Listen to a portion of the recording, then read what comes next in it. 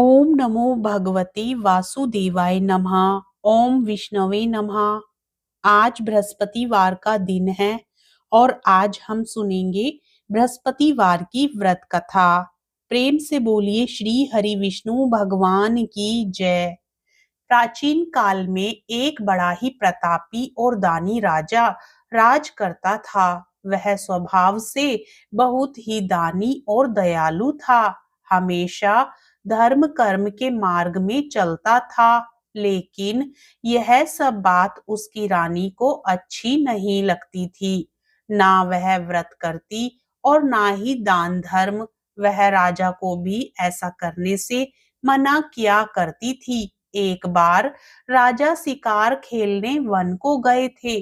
रानी और दासी घर पर अकेली थी। तब बृहस्पति भगवान राजा के दरवाजे पर साधु के वेश में भिक्षा मांगने आए। तो रानी कहने लगी, हे साधु महाराज, मैं इस दान और पुण्य से तंग आ गई हूँ। आप मुझे कोई ऐसा उपाय बताएं जिससे यह सारा धन नष्ट हो जाए और मैं आराम से रह सकूं। मेरे पास करने को कोई भी कार्य ना हो। रानी की बात सुनकर साधु महाराज बोले, हे रानी, तुम तो बड़ी विचित्र हो। संतान और धन से कोई दुखी होता है। अगर तुम्हारे पास धन अधिक है तो तुम इसे शुभ कार्यों में खर्च करो। लेकिन साधु की बातें सुनकर रानी खुश नहीं हुई और कहने लगी, साधु महाराज, मुझे ऐसे धन की कोई आवश्यकता ही नहीं है जिसे संभालने में ही मेरा सारा समय बीत जाए।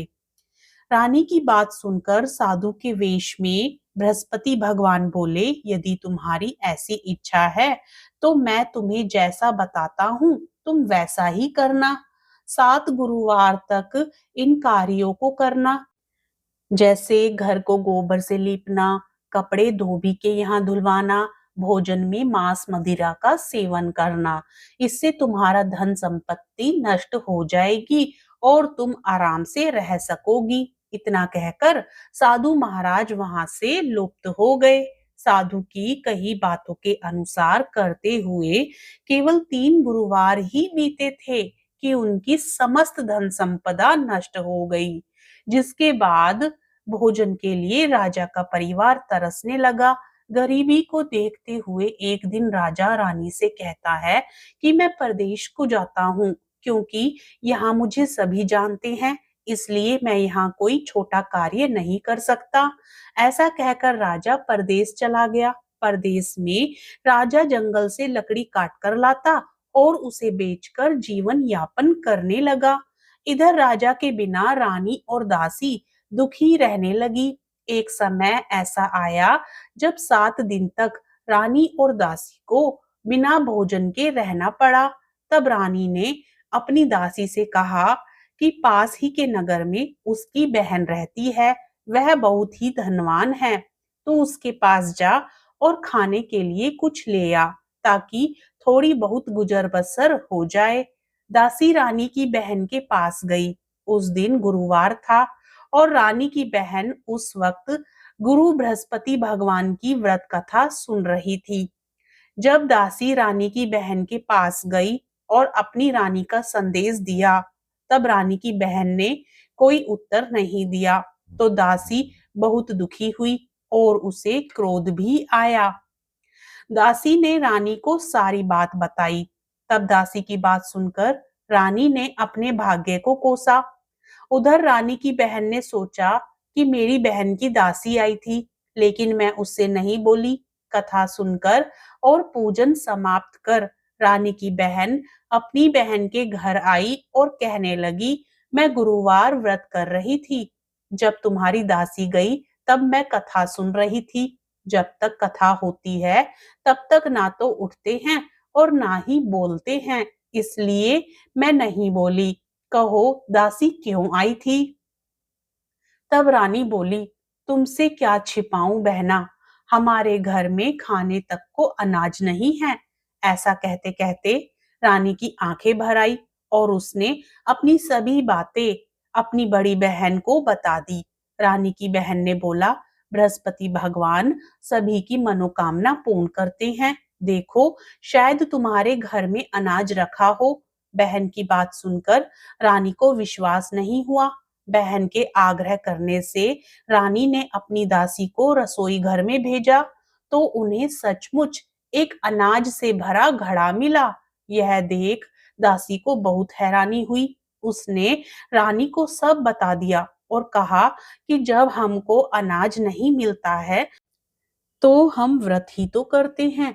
क्यों ना इनसे व्रत और कथा की विधि पूछ ली जाए, ताकि हम भी गुरुवार व्रत कथा करें। तब रानी ने अपनी बहन से बृहस्पतिवार व्रत के बारे में सब कुछ पूछ लिया। रानी की बहन ने बताया कि बृहस्पतिवार के व्रत में चने की दाल और मुनक्के से केले की जड़ में पूजन करें, दीपक जलाएं और व्रत कथा सुने एवं व्रत के दौरान पीला भोजन ही करें, जिससे भगवान प्रसन्न होते हैं और मनोकामना पूर्ण करते हैं। व्रत और कथा की पूजन विधि बताकर रानी की बहन अपने घर लौट गई। एक सप्ताह बाद गुरुवार का दिन आया, तो रानी और दासी ने व्रत रखा। दासी घुड़साल में जाकर व्रत का सामान लेकर आई, फिर केले की जड़ एवं विष्णु भगवान का पूजन कर कथा सुनी। दोनों ने व्रत तो कर लिया, अब पीला भोजन कहाँ से आए? दोनों बहुत दुखी हुई, लेकिन उन्होंने व्रत किया था, इसलिए गुरु बृहस्पति देव भगवान खुश थे। वह एक साधारण व्यक्ति के रूप में 2 थालों में सुंदर पीला भोजन लेकर आए और दासी को देकर बोले, ये भोजन तुम्हारे लिए और तुम्हारी रानी के लिए है, इसे तुम दोनों ग्रहण करना। ऐसे ही रानी और दासी गुरुवार का व्रत और पूजन करने लगी। गुरु भगवान की कृपा से उनके पास धन संपत्ति आ गई, जिसके बाद रानी फिर से पहले की तरह आलस करने लगी। तब दासी रानी से बोली, देखो, तुम पहले भी इसी तरह आलस करती थी, इसलिए तुम्हें कष्ट होता था। इस कारण सभी धन नष्ट हो गया। अब जब भगवान की कृपा से धन मिला है, तो तुम्हें फिर से आलस होता है। बहुत ही मुसीबतों के बाद हमने यह धन पाया है, इसलिए हमें दान करना चाहिए और आपको भूखे मनुष्यों को भोजन कराना चाहिए, प्याऊ लगवाना चाहिए, कुंवारी कन्याओं का विवाह कराना चाहिए। इससे तुम्हारा यश बढ़ेगा और पितृ प्रसन्न होंगे। दासी की बात मानकर रानी शुभ कार्य करने लगी। इससे पूरे नगर में रानी और दासी का यश बढ़ने लगा। इधर जंगल में राजा दुखी होकर पेड़ के नीचे बैठ गया और अपनी पुरानी बातों को याद करके रोने लगा। तभी गुरु भगवान साधु के रूप में लकड़हारे के पास आए और बोले कि हे लकड़हारे, तू इस सुनसान जंगल में किस चिंता में बैठे हो, मुझे बताओ। तब लकड़हारे ने दोनों हाथ जोड़कर साधु से कहा, आप सब कुछ जानते हो प्रभु, मैं आपसे क्या कहूँ। ऐसा कहते हुए राजा ने अपनी दशा के बारे में उस साधु को बताया। तब साधु ने उन्हें बताया कि तुम्हारी रानी ने बृहस्पति भगवान का निरादर किया था, जिसके कारण तुम्हारी यह दशा हुई है। अब तुम किसी बात की चिंता मत करो, तुम्हारे सभी दुख दूर हो जाएंगे और तुम पहले से भी ज्यादा धनवान हो जाओगे। जीवन में सुख प्राप्ति के लिए बृहस्पतिवार के दिन व्रत कथा करो, इससे तुम्हारे दुख दूर होंगे। इसके लिए तुम गुरुवार के दिन चने और मुनक्का से केले के पेड़ और बृहस्पति भगवान का पूजन और व्रत कथा करो, जिससे तुम्हारे दुख दूर होंगे। साधु की बात सुनकर राजा बोला, मुझे लकड़ी बेचकर इतना पैसा नहीं मिलता जिससे भोजन के उपरांत कुछ बचा सकूं। मैंने रात्रि में अपनी रानी को दुखी देखा है। मेरे पास कोई साधन भी नहीं है जिससे मैं उसकी खबर जान सकूं। लकड़हारे की बात सुनकर साधु ने कहा, तुम किसी बात की चिंता मत करो, तुम रोजाना की तरह लकड़ी लेकर जाना, तुम्हें रोज से 2 गुना धन प्राप्त होगा, जिससे पूजन के अलावा भोजन भी कर लोगे। धीरे धीरे समय व्यतीत होने पर फिर गुरुवार का दिन आया। लकड़हारा जंगल से लकड़ी काटकर शहर में बेचने गया उसे उस दिन और दिनों से अधिक धन मिला। राजा सामान लाकर गुरुवार का व्रत किया। उस दिन से उसके सभी दुख दूर हुए। लेकिन जब अगला गुरुवार का दिन आया तो राजा व्रत करना भूल गया। इस कारण गुरु भगवान नाराज हो गए। उस दिन उस नगर के राजा ने एक विशाल यज्ञ का आयोजन किया था और शहर के लोगों को अपने घर में भोजन नहीं बनाने का आदेश दिया था। साथ ही यह भी कहा था कि जो भी राजा की आज्ञा को नहीं मानेगा उसे फांसी की सजा दे दी जाएगी। इस तरह राजा की आज्ञा से नगर के सभी लोग भोजन करने गए, लेकिन लकड़हारा कुछ देर से पहुंचा, इसलिए राजा उसे अपने साथ ले गए और साथ में भोजन करा रहे थे। तब रानी की दृष्टि उस खूंटी पर पड़ी जिस पर उसका हार लटका हुआ था। उसे हार खूंटी पर दिखाई नहीं दिया। तब रानी ने निश्चय किया कि मेरा हार इस लकड़हारे ने चुरा लिया है। लकड़हारे को कारागार में डलवा दिया गया। कारागार में जाकर राजा बहुत दुखी हुआ और अपनी पुरानी बातों को याद करके रोने लगा। तभी साधु के रूप में बृहस्पति देव प्रकट हुए और उसकी दशा देखकर कहा, तूने बृहस्पति देव की कथा नहीं की है, इसी कारण तुझे यह दुख प्राप्त हुआ है। अब किसी प्रकार की चिंता मत कर।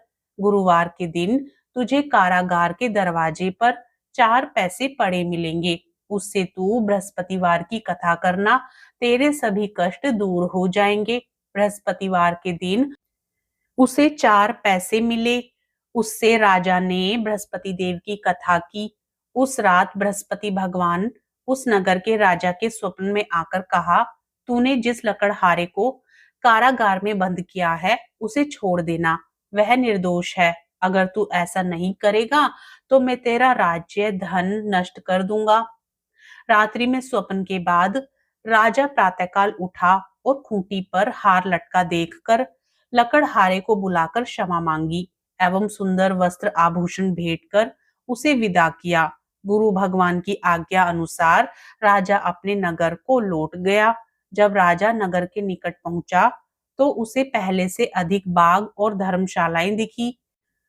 तब राजा ने नगर वासियों से पूछा कि यह किसने बनवाया है, तो सभी ने रानी का नाम लिया।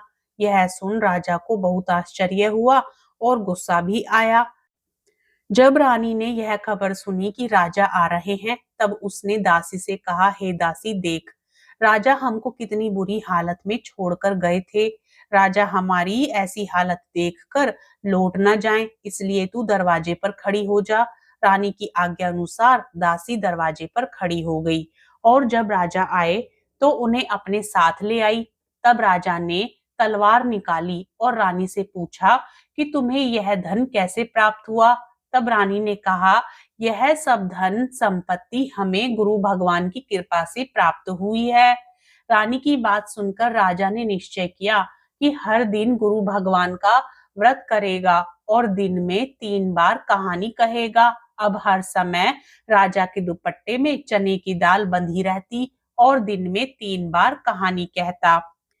एक दिन राजा ने विचार किया कि चलो अपनी बहन के घर होकर आते हैं। इस तरह राजा अपने घोड़े पर सवार होकर अपनी बहन के यहाँ चल दिया। उसने देखा कि कुछ आदमी एक मुर्दे को लिए जा रहे हैं। तब राजा ने उन्हें रोक कर कहा, अरे भाइयों, मेरी बृहस्पतिवार की कथा सुन लो। तब कुछ लोगों ने कहा कि लो, हमारा तो आदमी मर गया है और इसको अपनी कथा की पड़ी है। लेकिन कुछ ने कहा, अच्छा कहो, हम तुम्हारी कथा सुनेंगे। राजा ने दाल निकाली और कथा शुरू की। जब कथा आधी हुई तो मुर्दा हिलने लगा और जब कथा समाप्त हुई तो राम राम कहते हुए मुर्दा खड़ा हो गया। राजा आगे बढ़ा तो उसे एक किसान खेत में हल चलाता हुआ मिला। राजा ने उससे कथा सुनने का आग्रह किया, लेकिन किसान नहीं माना। राजा आगे बढ़ा। राजा के हटते ही बैल पछाड़ खाकर गिर गए और किसान के पेट में जोर से दर्द होने लगा। थोड़ी देर में जब किसान की माँ रोटी लेकर आई, तब उसने अपने पुत्र से सभी हाल पूछा तो बेटे ने बता दिया। तब बुढ़िया दौड़ी दौड़ी राजा के पास गई और कहने लगी कि मैं तेरी कथा सुनूंगी, तो अपनी कथा मेरे खेत पर चलकर कहना। राजा ने लौटकर कथा कही, जिसे सुनकर बैल खड़े हो गए और किसान के पेट का दर्द बंद हो गया। राजा बहन के घर पहुंच गया। बहन ने भाई की खूब मेहमानी की। दूसरे रोज जब राजा जागा तो वह देखने लगा कि सब लोग भोजन कर रहे हैं। तब राजा ने अपनी बहन से पूछा कि कोई ऐसा मनुष्य है जिसने भोजन नहीं किया हो। तब बहन बोली, हे भैया, यह देश ऐसा ही है।